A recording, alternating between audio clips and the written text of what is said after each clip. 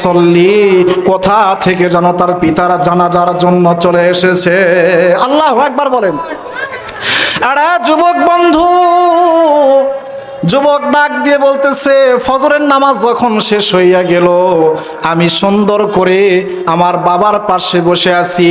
হঠাৎ করে তাঁবুর ভেতর থেকে তাকাইয়া দেখি জেদ্দার প্রান্তরের চারপাশ থেকে কেমন জানি মানুষ আসা শুরু করে দিছে। হাজার হাজার মানুষগুলো তারা আমার আব্বার জানাজার জন্য চলে আসছে। আল্লাহু আকবার বলেন। যুবক ডাক দিয়ে বলতেছে, এরে আল্লাহর গোলাম বান্দারা, তোমাদেরকে তো আমি ডাকি নাই, কোনো ফোন করি নাই, তাহলে তোমরা কেমন করে আমার বাবার জানাজায় চলে আসলে? এইবার এই হাজার হাজার মানুষগুলো ডাক দিয়ে বলতেছে, এরে আল্লাহর গোলাম যুবক,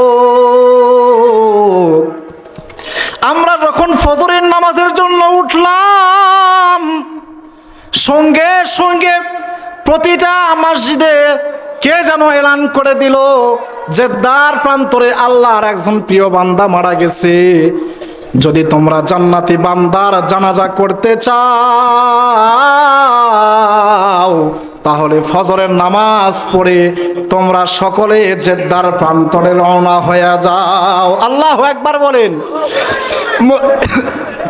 মুসলমান ভাইরা রে আমার, রব্বুল আলামিন ডাক দিয়া বলে, পৃথিবীর মানুষেরা, আমি রব্বুল আলামিন পৃথিবীর মানুষের কোনো আমলের সঙ্গে একত্র হই না, কিন্তু যখন দরুদ পড়ে কেউ, ওই দরুদ পড়নেওয়ালার সঙ্গে আমি রব্বুল আলামিন একত্র হয়ে আমি আল্লাহ দরুদ পড়ি। আল্লাহু আকবার বলেন। মুসলমান ভাইয়ারে আমার, স্যার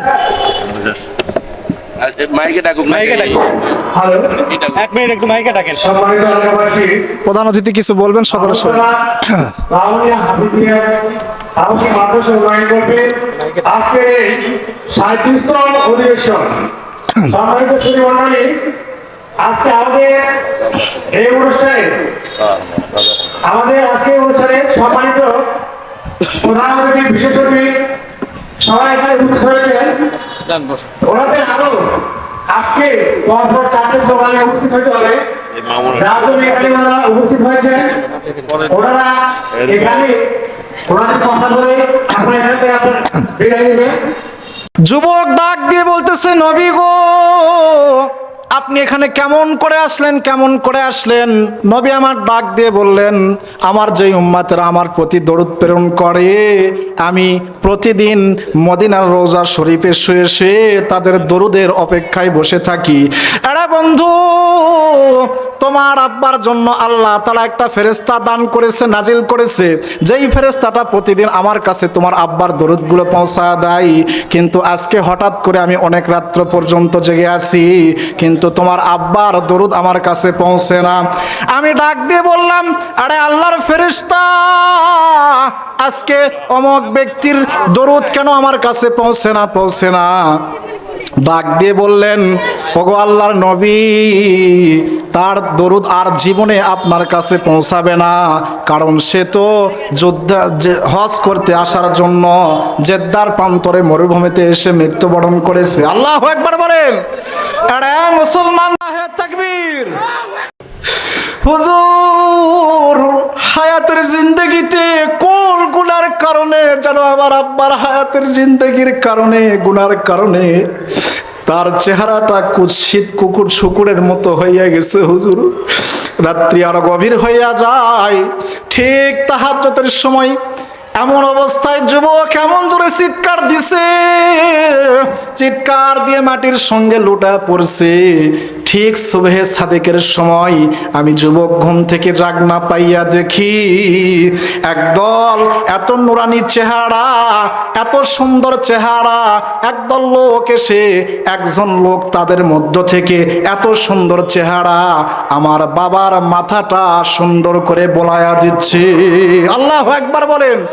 এরা যুবক বন্ধু ডাক দিয়ে বলতেছে, হুজুর, আমি যখন শয়ন বিছানা থেকে মাটি থেকে উঠলাম, ওঠার পরে দেখতেছি আমার পিতার মাথাটা একদল লোক এসে সুন্দর করে বলায়া দিচ্ছে, তাদের মধ্যে আমি এত সুন্দর একজন ব্যক্তিকে দেখছি যেই ব্যক্তিকে আমি আমার জীবনে কখনো দেখি নাই। আল্লাহু আকবার বলেন।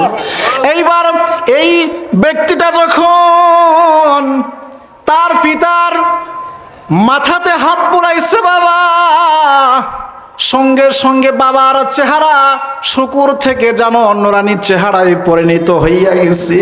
আল্লাহু আকবার বলে। এইবার যুবক এই ব্যক্তি মাথায় হাত বুলা উঠা দৌড় দিয়ে চলে যাচ্ছে। যুবক এইবার হাঁটতে পারে না বাবা, কিতাবের লেখক লেখছেন যুবক হামাগুড়ি দিয়া গিয়া ওই ব্যক্তির পাটা জড়ায়া ধরছে। আল্লাহু আকবার বলেন।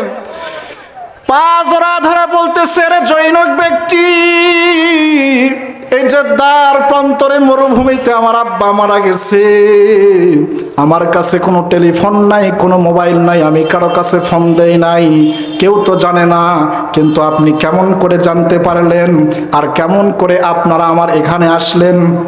আর আমার বাবার কুৎসিত চেহারা থেকে আমার বাবাকে মাথায় হাত বুলানোর সঙ্গে সঙ্গে বাবার চেহারাটা কেমন করে নুরানি পরিবর্তন হয়ে গেল।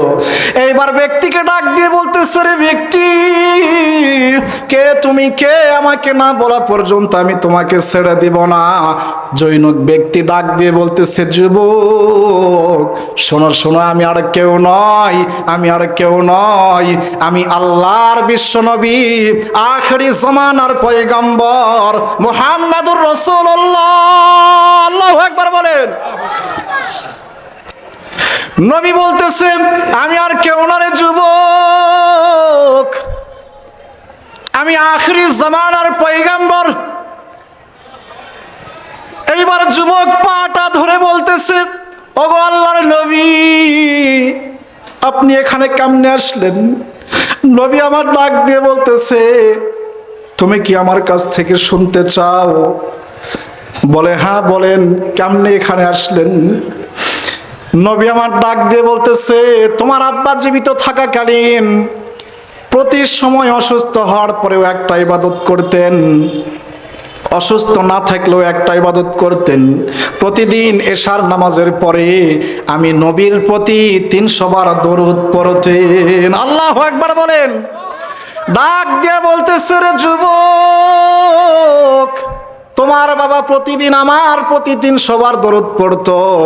আল্লাহ রাব্বুল আলামিনের কাছে বান্দার সমস্ত ইবাদত পৌঁছায়া যায়, আমল পৌঁছায়া যায়, কিন্তু আমি নবীর প্রতি যেই উম্মাত আমার মহব্বতে দরুদ পড়ে, আমি আমার কাছে এই দরুদগুলো জমা হয়ে থাকে। আল্লাহু আকবার বলেন। আরে বন্ধু,